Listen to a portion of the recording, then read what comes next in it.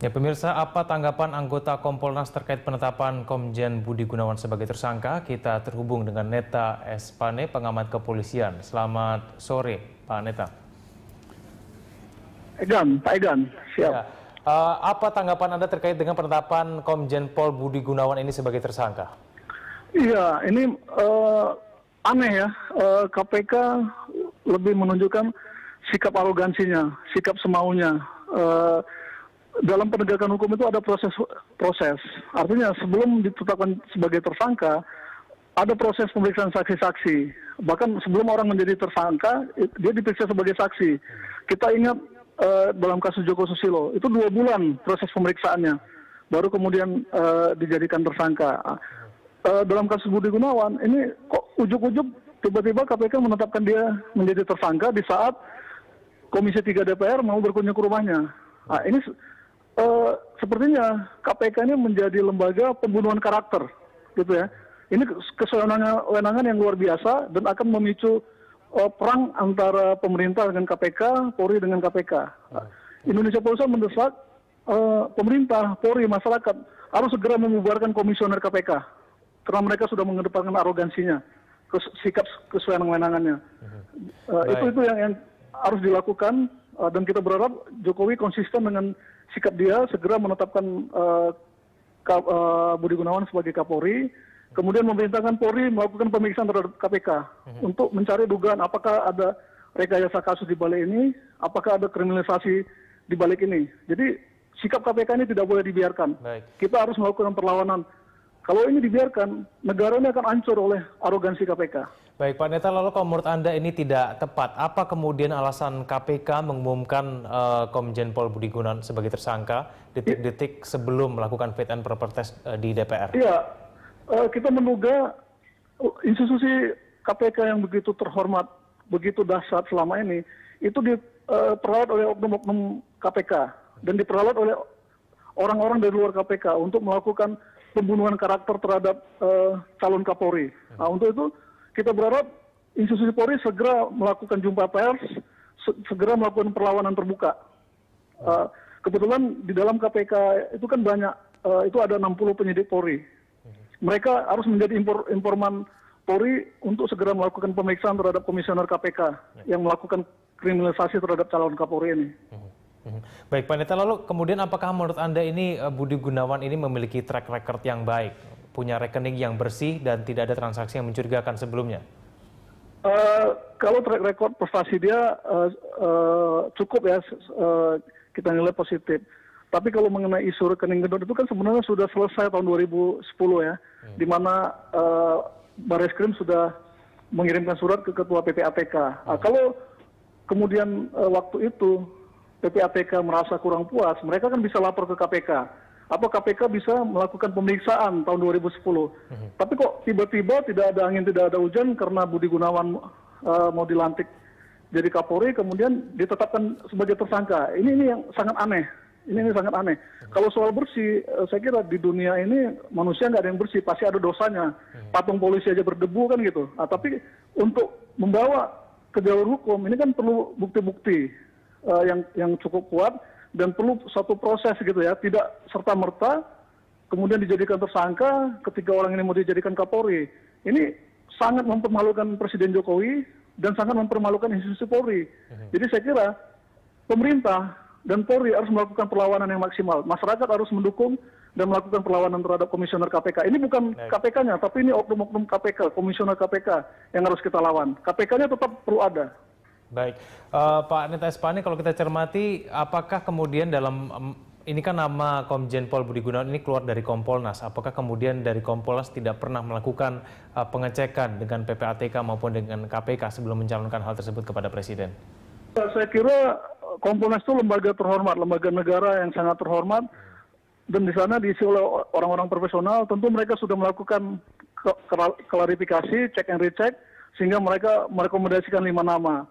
Dan tentunya Presiden juga sudah punya catatan-catatan yang bisa dipertanggungjawabkan. Tapi kalau kemudian oknum-oknum KPK melakukan kriminalisasi, ini yang harus dilawan, gitu. Apakah itu yang terjadi saat ini menurut Anda, Pak Neta? Ya, saya kira ini adalah bentuk kesewenang-wenangan, bentuk arogansi KPK karena Presiden tidak meminta pertimbangan dari KPK dan mereka tersinggung sehingga melakukan kriminalisasi. Padahal di undang-undang tidak ada keharusan seorang Presiden harus meminta pertimbangan KPK ketika mengangkat seorang pejabat seperti Kapolri. Tapi karena mereka arogansi, mereka lawan dengan cara ini. Jadi arogansi mereka harus dilawan, mereka harus dibubarkan. Gitu. Baik, berarti menurut Anda ini ada unsur politisnya begitu ya pada saat KPK mengumumkan Komjen Pol sebagai tersangka ini? Ya, sangat kental nuansa politiknya dan sangat kental rekayasa kasusnya, sangat kental kriminalisasinya. Dan ini tidak boleh dibiarkan.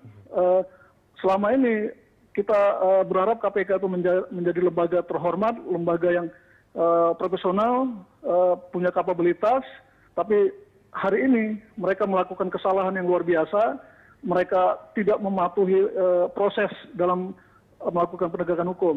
Bagi kita boleh saja, siapapun boleh mereka tetapkan sebagai tersangka, termasuk Budi Gunawan. Tapi ada prosesnya, tidak ujuk-ujuk kemudian dijadikan tersangka. Ini yang tidak dibenarkan. Saran kita, Presiden atau Polri segera melakukan peradilan untuk menggugat apa yang dilakukan KPK. Kemudian itu tadi segera dibubarkan, dilakukan mosi tidak percaya untuk membubarkan komisioner KPK. Baik, dan pemirsa kita kembali mencoba untuk terhubung dengan pengamat kepolisian Bapak Neta Espane. Pak Neta, apakah Anda masih bersama dengan saya? Ya, siap masih. Baik, Pak Neta, kalau kita cermati dari konferensi pers yang disampaikan oleh KPK sudah mengatakan bahwa memiliki 2 alat bukti yang cukup. Apakah kemudian ini tidak cukup kuat kemudian untuk yang menentukan ataupun menetapkan Komjen Budi Gunawan sebagai tersangka? Ya, KPK boleh saja mengatakan seperti itu ya. Tapi kan semua itu ada prosesnya. Ada proses sebelum ditetapkan jadi tersangka, ada proses pemeriksaan saksi-saksi. Kita ingat ketika pemilihan menteri di mana KPK menyebutkan ada stabilo merah, stabilo kuning, segala macam. Dan itu juga tidak ada dasarnya ya. Tidak ada surat yang mereka keluarkan baik kepada presiden, itu hanya kata-kata, hanya hanya retorika, hanya pernyataan, tidak ada bukti-bukti valid di situ ya. Nah ini yang kita sayangkan. Kenapa kok mereka bermain-main di wilayah itu? Oke, bagi kita tidak ada masalah gitu ya. Kalau KPK mau memeriksa, tapi mereka harus menjalani proses sesuai dengan koridor hukum. Jangan menegakkan hukum dengan melakukan pelanggaran hukum, apalagi mengedepankan arogansi dan kesewenang-wenangan. Ini yang tidak bisa kita tolerir. Baik. Pak Neta, kalau kita cermati pernyataan dari mantan Kepala PPATK dalam akun Twitternya juga menyampaikan sebetulnya Komjen Pol Budi Gunawan ini memiliki transaksi yang mencurigakan dalam penelusuran PPATK. Apakah kemudian ini tidak cukup untuk kemudian membuat orang curiga terhadap Komjen Pol Budi Gunawan ini? Juga Pak Yunus Husin kita sayangkan. Kenapa kok dia baru ngomong sekarang? Kenapa ketika dia menerima surat pada waktu 2010, dia tidak tindak lanjuti, tidak serta-merta dia lapor ke KPK. Kenapa kok baru setelah 4 tahun kemudian dia baru ngomong gitu ya? Ini kan semakin tidak jelas. Padahal dia punya kekuatan hukum untuk itu. PPATK itu adalah lembaga yang sangat terhormat, bukan LSM gitu ya. Nah, kenapa kok dia sebagai ketua KPK, ketua PPATK, ya seperti bertindak sebagai LSM gitu ya? Kenapa tidak melakukan action waktu itu gitu? Baik. Kalau menurut jadi akibat pernyataan KPK hari ini, kita mengkhawatirkan akan terjadi perang yang luar biasa antara KPK, Polri dan pemerintah nantinya gitu. Jadi KPK membuat kehidupan demokrasi semakin tidak sehat di Indonesia ini. Gitu. Baik, Pak Neta, kalau menurut Anda memang ada upaya yang sengaja untuk menggagalkan Komjen BG ini sebagai Kapolri. Ini menurut Anda ini upaya yang dilakukan oleh KPK sendiri ataukah memang ada beberapa pihak lain yang Anda duga juga turut bermain di dalamnya? Ya, kita menduga konflik atau pro kontra terhadap figur Budi Gunawan ini tidak hanya muncul dari luar Polri, tapi terjadi juga di internal Polri. Senior-senior itu masih melakukan manuver-manuver yang tidak sehat, yang membuat mereka tidak solid. Jadi pro kontra di internal dan eksternal inilah yang saya kira kemudian membuat KPK seperti diperalat gitu. Baik, Pak Neta, tadi kita sudah cermati dari laporan rekan kami yang menyatakan Presiden Jokowi belum memberikan tanggapan khusus terhadap hal ini. Menurut Anda, bagaimana kemudian Presiden merespon terkait dengan penetapan Budi Gunawan sebagai tersangka? Ya, saya kira Jokowi konsisten saja, tetap memproses Budi Gunawan menjadi Kapolri. Sambil kemudian melakukan perlawanan hukum, misalnya pra-peradilan terhadap KPK yang sewenang-wenang, kemudian meminta Polri melakukan pengusutan terhadap KPK, apakah ada indikasi kriminalisasi di sini atau rekayasa kasus, kemudian mendorong supaya Mosi tidak percaya terhadap KPK, supaya komisioner yang ada sekarang dibubarkan. Apakah ini kemudian Anda mendukung supaya upaya fit and proper test di DPR ini juga dilanjutkan, Pak Neta? Saya kira dilanjutkan, karena kan ini kita tetap berpegangan pada asas praduga tak bersalah, dan apa yang dilakukan KPK ini kan sebuah pelanggaran hukum yang saya kira DPR juga harus menolak apa yang dilakukan KPK ini, dan mereka tetap memproses. Jadi kita berharap malam ini rencananya kan mereka ke rumah Budi Gunawan. Saya kira tetap aja dilakukan. Kemudian proses-proses lainnya sesuai dengan jadwal tanggal 23 Januari itu kan rencananya Budi Gunawan dilantik jadi Kapolri. Saya kira proses itu konsisten aja dilakukan. Baik, kalau kita cermati dari track record KPK ini selalu 100% dalam membuktikan bahwa tersangkanya ini terbukti dalam kasus korupsi maupun penyuapan. Dan apabila nanti KPK juga berhasil membuktikan bahwa Komjen Pol Budi Gunawan ini sebagai tersangka dan juga kemudian dihukum nanti pada saat proses persidangan, apakah ini nantinya tidak membuat konflik tersendiri nantinya apabila DPR terus melanjutkan, Pak Neta? Saya kira untuk kasus ini kita jangan berandai-andai dulu ya, karena ini banyak sekali prosedur hukum yang ditabrak oleh KPK, dan kita cenderung melihat ini sebuah rekayasa kasus, kriminalisasi kasus, dan lembaga terhormat KPK sudah diperalat. Jadi kita jangan berandai-andai dulu, tapi pemerintah, Polri, dan masyarakat yang utama itu harus melakukan perlawanan terhadap KPK dulu. Terhadap komisioner KPK ya, institusinya tetap kita hormati. Baik, Pak Neta, lalu tanggapan Anda terkait dengan dugaan memiliki rekening gendut pada saat pelaporan transaksi sebelumnya dari Komjen Pol Budi Gunawan, menurut Anda seperti apa?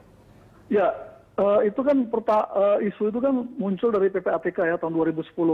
PPATK mengirim surat ke Mabes Polri supaya dilakukan penyelidikan dan penyidikan. Nah, kemudian Barreskrim melakukan penyelidikan dan penyelidikan pada 2010 juga keluar surat dari Barreskrim yang ditujukan ke Ketua PPATK bahwa hasil penyelidikan Polri itu wajar, tidak ada masalah.